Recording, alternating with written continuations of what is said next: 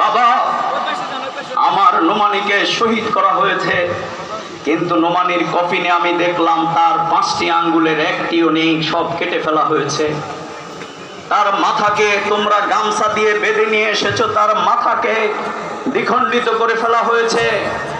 আমাকে বলো, আমার নোমানী যেই কপাল আল্লাহর কাছে সেজদা করে নোয়াতো, যেই হাত দিয়ে আল্লাহর কোরআনের দিকে মানুষদেরকে আহ্বান করত, আমার নোমানীর আঙ্গুলকে কেন কেটে ফেলা হয়েছে? আর সেই প্রশ্নের জবাব আমরা দিতে পারি নাই।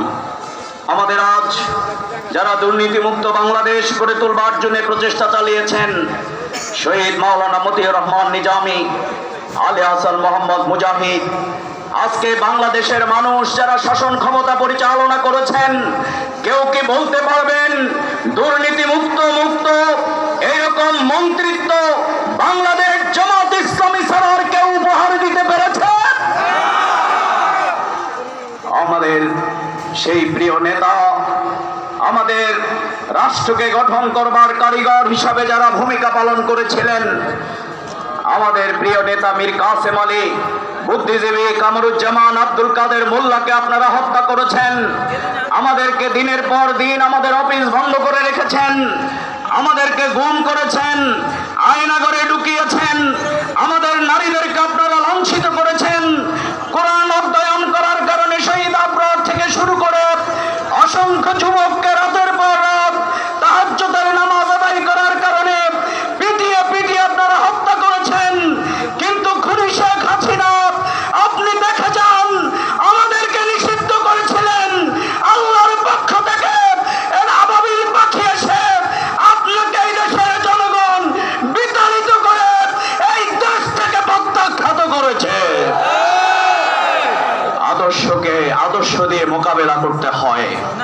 পৃথিবীর ইতিহাসে সবচেয়ে জঙ্গি সংগঠনের নাম হচ্ছে আওয়ামী লীগ এবং ছাত্রলীগ। পৃথিবীর সবচেয়ে বড় দুর্নীতিগ্রস্ত দলের নাম হচ্ছে আওয়ামী লীগ। পৃথিবীর সবচেয়ে রক্ত পিপাসু মানুষ খেকো কুলাঙ্গারের নাম হচ্ছে আওয়ামী লীগ। সুতরাং বাংলার জমিনে শহীদ ডাক্তার ফয়েজ, শহীদ জাহিদ বিন মনির, এই লক্ষ্মীপুরে যাদেরকে হত্যা করা হয়েছে, আফনান, উসমান, কাউসার, পারভেজ, সকলে খুনিদের বিচার এই জনপদে অনুষ্ঠিত হবে ইনশাআল্লাহ।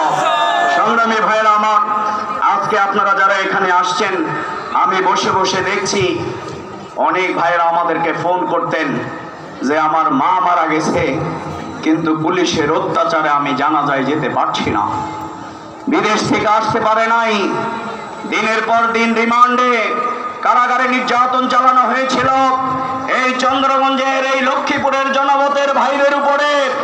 কিন্তু আজকের এই বিশাল বিস্তৃত সমাবেশ প্রমাণ করে নির্যাতন চালিয়ে কোনো আদর্শকে দমন করা যায় না। বাংলাদেশের ইতিহাসের, এই প্রতাপগঞ্জের ইতিহাসের এত বড় সম্মেলন, আদর্শের আয়োজন বাংলাদেশ জামাত ইসলামী ছাড়া কেউ করতে পারে নাই। ছাত্র শিবিরের উপরে নির্যাতন চালিয়েছিলেন। 7ম শ্রেণীর ছাত্রকে যখন আদালতে উঠানো হয়েছে, বাবাকে ডেকে বলেছিল আমার সন্তান ইসলামী